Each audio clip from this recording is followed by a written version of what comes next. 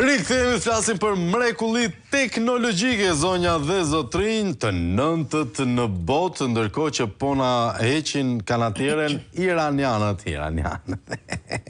Sigurisht që janë iranianët, megjithatë me Denisa Kelen do të diskutojmë çfarë po ndodh në këtë lëmin teknologjik mbi të gjitha tani që po rilindën iranianët. Denisa, mirëmëngjes, mirëmëngjes, faleminderit për ftesën. Ndërkohë që do duhej të kishim zgjidhur problemin e diellës që i ka hedhur në gjyq, i Albanian që na ka rënë, i Tatime që na ka rënë dhe çdo gjë tjetër, del dhe kjo shakaja ku kryeministri ishte euforik për ta vendosur në mënyrë elegante. Si do duk indeksi kombëtar i sigurisë kibernetike? Euforike isha dhe unë në fakt. U gëzove dhe ti? Aq shumë nuk e ke iden. Më thënë, atë moment më kapi një optimizëm shumë i madh, thash, wow, emigroj, në fund, po. Më në fund thash, ja dolëm, Shqipëria vendi 9, nuk e di, do të ishte kjo një gëzim shumë i madh, po them, në gjithë botën teknologjike dhe ne vetë si ekspert u entuziazmuam, filluam të komunikoni me njëri tjetrin. Elon Musk u bleu shtëpi në Surrel. Të gjitha këto është qesharake. Është kaq qesharake sa që unë nuk e di, domethënë se si vazhdojnë dhe kam bërë dhe një dy statuse dje dhe isha në atë pikun tim, atë pikun tim dhe me një lloj inati brenda, sepse po shikoj edhe deklaratat e shumë prej personave nga institucionet përkatëse që thoshin që po mundohemi ta zgjidhim këtë pjesën e sulmeve kibernetike tashmë të postës që është i fundit. Po se posta na ka rënë dhe postë. Posta që është i fundit, asgjë nuk është prekur dhe disa deklarate banale, dhe unë më them që ky mund të jetë një është kthyer në një ndër shtetet me institucione më banale.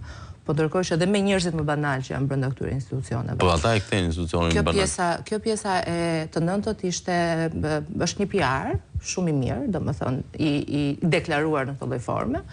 Ne si jemi asgjë kundi, të nëntët jo, pra nuk mund të jemi në listë top 10 në botë për sa i përket sigurisë kibernetike, sepse kjo është evidente. Nuk ka nevojë fare që të flasim me dokumentacione dhe me ligje dhe me hamendje. Iranianët po na heqin kanatierët, por po na heqin kanatierët dhe çdo gjë tjetër që neve kemi. U tregova elegant për te. Iranianët më thonë se kjo është një lloj renditje e bërë nga ky institucion dhe është totalisht e lidhur me dokumentacion ligjor. Pra në sensin që çfarë dokumentacioni ka parashitur Shqipëria për sa i përket pjesës sigurisë kibernetike. Por dokumentacioni ligjor nuk është ajo që në një lloj forme shpalos apo përfaqëson realitetin e sigurisë kibernetike në Shqipëri. Si puna këtyre raporteve të shoqërisë civile. Po. Pra janë dy gjëra totalisht të kundërta, të asaj çfarë neve shkruajmë që jemi apo do jemi, dhe të asaj që çfarë jemi realisht. Dhe faktet tregojnë që ne nuk jemi realisht dhe që si jemi gjikundi realisht. Pra, kemi sisteme që bien njëra pas tjetrës, kemi shumë sisteme që janë të ndërlidhura në një, pra siç është i Albania, dhe kjo padyshim që e bën Shqipërinë totalisht vulnerabël, të zhveshur përpara çdo lloji sulmi kibernetik. Dhe nëse flasim për sulmet kibernetike në Shqipëri, nuk flasim për sulme kibernetike sofistikuara, të atyre që ne i themi super hacking, por flasim për sulme kibernetike banale. Dhe kur flasim për sulme kibernetike banale, do të thotë që infrastruktura kibernetike e Shqipërisë është totalisht vulnerabël dhe nuk është as bazike. Pra flasim për phishing ose flasim për sulme kibernetike që vijnë një nga gabime njerëzore ose dy nga pasuardet e dobta. Dhe dollar kthesa e kamzës, dollar. Kujtohet ai pasporti i famshëm? Pasporti i preferuar. Dhe nëse shikojmë disa nga të dhënat që ka dalë pikërisht nga personat që kanë bërë sulmet kibernetike, shikohet që një pjesë shumë e madhe e pasuardeve të institucioneve në Shqipëri, pra kanë pasuarde që të paktën nuk janë ndryshuar në 9 muajt e fundit apo në vitin e fundit, dhe pasuarde që janë totalisht shumë thjeshta për tu identifikuar. Pra, jo ato pasuardet që praktikisht takojnë që të ketë një institucion me persona që janë kompetent, po e them, fushën e sigurisë kibernetike në Shqipëri. Pra, për kuriozitet këtu, ku dallon një password shumë i thjeshtë nga një password shumë i komplikuar për të hakeruar? Se hakerat besoj nuk nisën vetëm me hamendje. Po, tash për shembull institucionet publike nuk mund të kenë passworde, po e them, Denisa 86. Okej. Dhe shumica pasuardeve janë të kësaj natyre. Pra nuk është se janë pasuarde që janë pak të dhëna mund ta identifikosh. Doli edhe një përshkrim, besoj se dikush nga ekspertët e teknologjisë informacionit dhe e kishte me shifra reale, pra kishte marrë diku te 2000 pasuarde që ishin institucionet publike dhe 1000 e pak ishin pasuarde që ishin të dobta. Pra, po flasim për infrastrukturë bazë. Kjo e bën totalisht vulnerabël. Dhe çfarë tregon kjo? Tregon që burimet njerëzore që janë në këto institucione, pra ka lidhje fare me punën që bëjnë. Tani, nga sektori jot, nga ata që ti mëson, nga ata që ti njeh, që ke kolegë, sa është dallimi midis shqiptarëve në tregun privat të kibernetikës dhe atyre që kemi në shtet të tregut të kibernetikës? Shiko, unë në sensi që nuk do të flas për kolegët profesionale. Nuk do të flas për kolegët, por shiko, unë mendoj që në mjekësi kemi po ato për shtet privat. E kuptoj totalisht konnotacionin e gjës. Shiko, unë mendoj që si në çdo pozicion tjetër në Shqipëri, pra pune, edhe pjesa e sigurisë kibernetike, patjetër që prevalon miku, dhe patjetër që prevalon në sensin që është qoka. Pra vazhdojnë të jenë akoma institucione që ndoshta janë edhe personazhe që nuk janë pjesë e botës së. Patjetër që mund të ketë elemente aty brenda, por të gjithë sistemi i sigurisë kibernetike nuk e shpëton dot një element apo 4 elementë që janë brenda. Pra është një strukturë e tërë. Dhe ajo që mua më bën përshtypje, të them të vërtetën, pas të gjitha sulmeve që kanë ndodhur, si ai kuvendit që ndodhi para pak ditësh, si ky i postës që ka ndodhur tani, më bën përshtypje jo transparenca që bën më përshtypje jo transparenca, se ne jetojmë në transparencë në përditshmëri, nuk është se kemi transparencë në ndonjë qasje apo në ndonjë institucion në Shqipëri. Por praktikisht ne nuk dim kush janë këto kompani më. A ka kompani që merren me mbajtjen e këtyre faqeve? Pra, a ka kompani, kush janë kompani që ka punësuar qeveria shqiptare? Ja, grupin e Ermal Beqirit edhe të Gysit. Ky grupi i Ermalit edhe i Gysit, që është paguar për këtë pjesë dhe që sot janë grupi strukturuar kriminal. A mbajnë përgjegjësi për këto që ndodhin? Se praktikisht këto kompanit, nëse edhe nuk janë ata, ka kompani tjera, unë nuk e di kush janë. Këto janë kompani që ti kërkon një lloj llogarie në fund. Pra ti ke punësuar një kompani, merren tendera nga 80 milionë, 100 milionë euro, që merren me mirëmbajtjen e këtyre faqeve. Pra tenderi i fundit për mirëmbajtjen e faqeve ishte diku te 70 milionë euro. Që u bë vitin e kaluar. Mirëmbajtje? Po, mirëmbajtja e të gjitha faqeve. Pra, një tender 70 milionë euro që jepet për mirëmbajtjen e këtyre faqeve. Praktikisht ti si qeveri ke të drejtën, jo morale, të drejtën ligjore, ti kërkosh llogari këtyre kompanive, pra që u ke dhënë këtyre tenderve, çfarë është duke ndodhur me sistemet e tua që bien njëri pas tjetrit. Pra këto kompani ti i kërkon të drejtë, pra i çon në gjykat. Praktikisht, pra është një kompani që llogariti, se dim çfarë bën shteti kur do. Po, ligjore, po. Po, prapë edhe ligjore janë ato. Po, si duhet të ndodhi. Pra praktikisht unë dëgjoj disa deklarata dje që dilnin personazhe të institucioneve përkatëse dhe thoshin që ne jemi duke punuar. Këtë skemi të dhëna nëse pra dim që nuk janë dekriptuar, po skemi të dhëna është marrë apo nuk është marrë në informacion, por Akshi dhe AKSK është duke punuar në këtë. Më thonë kjo është shesharake e gjitha. Dhe unë po të them jam lebetitur kur shikoja këto gjëra. Dhe më po ai besojnë akoma këta njerëz që i dëgjoj? A ka bazë për fillim hetimesh këtu nga Spaku? Patjetër që ka. Patjetër që ka. Edhe pse nuk, domethënë, këta mund t'ja ngecin fajin në thonjza iranianëve apo po jo, ma i dhe ngeci fajin kompanisë që merret me këtë pjesë, iranianët. Çështja është që ti sulme kibernetike nuk ka vetëm Shqipëria. Ne po themi që ne jemi vulnerabul edhe nga pikpamja gjeopolitike, patjetër që do të jemi po e ham këtë pjesën që ne jemi një vend nga pikpamja gjeopolitike, jemi vulnerabul ndaj sulmeve iraniane. Ti çka ke bër? Edhe vendet të tjera janë vulnerabul, nuk është Shqipëria i vetmi vend që mund të hakerohet, pra do hakerohemi vazhdimisht. Çështja është që ato shpenzimet që ti ke bër për mirëmbajtjen e këtyre faqeve, pra çfarë bën ti një për të parandaluar, dy për të recover të gjithë këtë gjë që po ndodh. E para për të parandaluar, ne shikojmë që nuk është bërë asgjë. Sepse nëse do ishte bërë diçka për të parandaluar, nuk do ndodhin vazhdimisht sulmet e institucioneve më të rëndësishme. Okej? Për recover, nuk do dilnim me konferenca shtypi iranianët, Homeland Justice. Për t'i rimarrë të dhënat, apo për t'i recover, prapë shikojmë që nuk po ndodh asgjë. Pra ne nuk dim çfarë të dhënash janë aty jashtë, çfarë kanë marrë këta iranianët në thonjza. Edhe se si po i rimarim neve këtë të dhëna. Pra praktikisht nisemi nga e gjithë kjo pjesa dhe këtu e ke gjithë bazën ligjore që Spaku të merret me këtë kompaninë apo me ato kompani që po merren me mirëmbajtjen e këtyre faqeve në Shqipëri është me thjesht. Dhe titularit që ja ka dhënë ato tendere se. Por e kemi çik lindën të mirë lindën të zën. Se mos të ngatrojmë lindat se janë në shumicë. Megjithatë një fjali tjetër që ka qevulluar këto kohë dhe më duket sikur nuk ka pasur shumë vëmendjen e dur as të eksponentëve politik, por as të njohësve të mirë të teknologjisë, është nga sulmi i parë i madh i Homeland Justice, rastësisht na pas kanë fshirë gjithë arkivën e shtetit dhe ne nuk dim asgjë se çfarë ka bërë Edi Rama deri në 2023 me letra. Po, kjo shumë interesante është. E ke dëgjuar? Ka shpëtuar mua.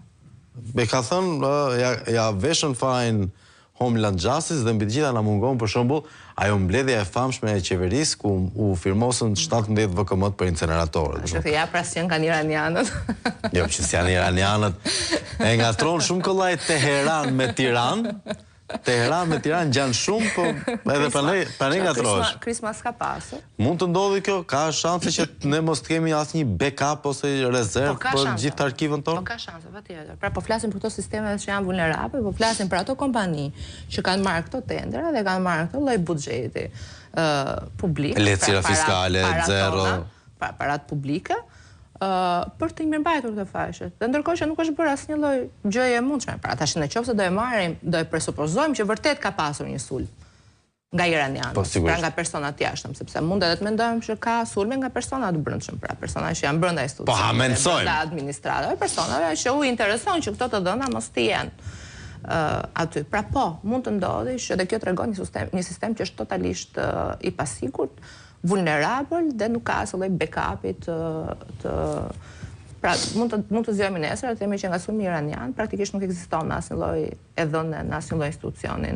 në Shqipëri. Po ndërkohë nga hetimi për grupin e Ermal Beqirit doli që ata disponojnë të kopjuara të gjithë dhënat e shtetit, sistemin e tatimeve, sistemin e Teamsit dhe duket targat që kishin dhe patronazhistët, targat dhe të dhënat të tjera. A u morëm, ase mbajmë që u bëdhe një tender i ri, pastaj u hap tender i ri për të ruajtur këtu. Cilat janë masat konkrete që këta morën pasi dolën këto gjë? Nuk më vjen në treg, në sensin që është në shmarrë në një masë e caktuar, sepse jo. Sepse me sa di unë, domethënë kjo pjesa e targave për shembull, isha duke bërë një para pak muajsh më sakt, po shikoja një pjesë të gjobave të mia dhe ajo që më bëri përshtypje ishte ajo që me pjesën e gjobës, ndërkohë që ti merr edhe informacion personal për çdo lloj persone. Më të informacione shumë personale pra praktikisht jo që nuk është bërë asgjë për të gjithë këtë pjesën, por të dhënat e qytetarëve janë kaq vazhdojnë të jenë në qarkullim. Janë pazar. Janë në pazar. Po. Dhe kjo ka të bëjë më shumë për promosh skandali më i madh. Në sensin që ky është skandali më i madh i gjithë viteve të fundit. Dhe mua më bën përshtypje që nuk po flasim për një pjesë të madhe të qytetarëve që ndoshta nuk e kuptojnë rëndësinë e kësaj gjëje, po flasim për elitën, për intelektualët. Dhe unë kam përshtypjen që kjo duhet ishte një ndër gjërat kryesore që vërtet ata intelektualët shpërthenin tani. Më thënë duhet ishim gjithë aty në shesh duke e kontestuar totalisht këtë gjë. Sepse ti të mendosh që një pjesë apo një grup kriminal, po flasim për një grup strukturuar ka klonu shtetin. Ka klonu shtetin dhe ka të dhënat e gjithë secilit që unë sot nuk e di për çfarë do përdoren. Ndoshta dhënat e mjes ka ndonjë lloj interesi timin, po dhënat e një biznesmeni, dhënat e një personi tjetër, pra ti ke profilizuar çdo lloj individi të këtij shteti, që mund të përdoren nesër për nuk e di. Gjithçka, nga zgjedhjet të zhvatjet. Për çdo gjë. Dhe me që jemi ke zhvatjet, këtë e ke ndjekur këtë çështjen e call centerave? E kam ndjekur. Çfarë ke vënë re? Çfarë të pëlqen kjo histori? Po pas ka asnjë gjë që më pëlqen e gjitha. Në sensin që çështja e call centerave nuk është ndonjë gjë e re në Shqipëri. Domethënë të gjithë e dim, të gjithë flasim, gjithë çunat u morën në Forex si farkohe. Të rinjt lanë në shkollat edhe gjenin komoditet shumë herë më shumë në call centerave për shkak të ardhurave të tyre. Nuk mendonin se ishte duke bërë ndonjë gjë të madhe, se fundit po mashtron 3-4 persona në moshë aty që kanë po, nuk është ndërpersonale ajo. Nuk është ndërpersonale. Mendoj që është shumë e fortë, por mendoj që është kaq e ndërlidhur sa që e para nuk mendoj që do zhduken. Pra janë goditur 2-3 grupe, patjetër që me ndikimin e personave nga jashtë, pra ndërkombëtarëve, në momentin që e bëhet një çështje madhore, që ka denoncime nga shtete të tjera, patjetër që mendoj që do vazhdoj, por jo që do vazhdoj, por do vazhdoj edhe në mënyrë më të sofistikuar tashmë, sepse ne tashmë kemi, nuk po flasim call centeret e para 5 viteve apo 10 viteve, por kemi mjete shumë të, në sensin që kemi tashmë mjete teknologjike. Po të për inteligencë artificiale? Po, pra kemi mjete teknologjike, si është inteligencë artificiale, që kam përshtypjen që këto call centeret nuk do kenë më shumë nevojë për, pra nëse pasurohej bosi në një moment caktuar, por pasuroheshin edhe një pjesë e personave që punonin, do të kthehen në një lloj sistemi ku do pasurohet vetëm bosi dhe nuk do ketë shumë persona të mësuar. Pra praktikisht me përdorimin e inteligjencës artificiale, po flasim për anën e errët të inteligjencës artificiale, që është dark web, që ne i trëmbemi, mjafton thjesht ti të krijosh personazhe të caktuar, pra me AI, një avatar të caktuar, një vajzë interesante. Siç janë plot rrjetet sociale me kështu figurash. Me një vajzë interesante dhe zërin, pra praktikisht i krijon edhe zërin, gjua shqipe tashmë është edhe shumë e thjeshtë për t'u klonuar. Mund të klonosh gag, toske dhe pastaj ata nuk flasin shqip, kështu që flasin gjuhë tjera. Italisht, anglisht është akoma më e thjeshtë, sepse janë gjuhë që inteligjenca artificiale e njeh shumë mirë sistemi. Dhe praktikisht ti përdor këto avatare me këto personazhe që flasin ato që ti do. Që do thotë Shqipëria do jetë thjesht vendi ku do jenë vendosur serverat dhe s'do ketë nevojë as për punëtor as për gjë. Thjesht mund të jenë 2-3 personazhe. Pak a shumë kanabizimi 2015-16-ës? Por do pasurohet një, domethënë do pasurohet një ajo elita, nuk do ketë më nevojë. Po kjo do e bëj akoma më të pamundur për t'u kapur. Për t'u kapur patjetër që do jetë më e pamundur. Patjetër që do jetë më e pamundur. Pra ti mund ta teknologjikisht, pas kësaj që më the, si e sheh Shqipërinë e 2029-ës? Shiko, Shqipërinë e 2029-ës. Nëse do vazhdojmë të jemi me të njëjtin sistem politik, në sensin që në qoftë se nuk ndryshon rëndësisht politika, nuk mendoj që mund të ndryshoj diçka nga teknologjia. Janë shumë të ndërlidhura me njëri tjetër. Patjetër. Po në këtë drejtim që po shkon, çfarë do përfundojmë duke qenë një vend me pleqj dhe njerëz të varfër, ca 5 kokra. Mikë, skalim me teknologjinë. Jo, flas në raportin e call centrave, basteve ilegale, se të gjitha me teknologji po bëjnë këto. Po, patjetër. Krimi sot me teknologji po punon më shumë se. Po, në momentin që teknologjia, në sensin që është duke evoluar, edhe dark webi patjetër që evoluon me të njëjtën shpejtësi. Të gjitha persona ose të rinj që ndoshta në një moment caktuar kanë gjetur veten duke punuar në call center, kanë gjetur një oportunitet, një mundësi dhe nuk do ta gjejnë më në të ardhmen, pra në një lloj forme do të zëvendësohen rëndom nga inteligjenca artificiale, mendoj që vetëm zgjidhja që do kenë është do ikin në Shqipëri. Besoj se mund të gjejnë donjë hapësirë tjetër ku mund të vazhdojnë të. Dhe nëse vazhdon në këtë mënyrë, patjetër që e mendoj që po, truri është duke ikur që tani, pra pjesa intelektualëve, kam dhënë një dëshirë shumë të madhe. Po, s'më bana idealizmi, domethënë. Dhe kjo kuptohet. Ai na morin qafë gjithë. Dhe kjo kuptohet dhe vazhdoj dhe flas, Por thjesht e mendoj që po, do jetë një popullsi e plakur, do kenë ngelur ata persona në një moshë mesatare dhe presim remitanca. Mendoj që po. Le të shpresojmë që nuk do paksojnë remitancat, se kemi punë të keq. Dakor, Denisa. Unë të falenderoj shumë që ishe dhe na sqarove ca dhëna, se na duken kështu si arabisht këto. Nga institucionet nuk po të pyes se kush do të reagojë, se i kemi parë se si reagojnë. Ale, avokati popullit, po. Beshaka me avokatin e popullit. Ne do e mbyllim këtu, miq të dashur, për ditën e sotme. Bashkëshjemi të hënën. Deri atëherë, kujdes lekët se ikën.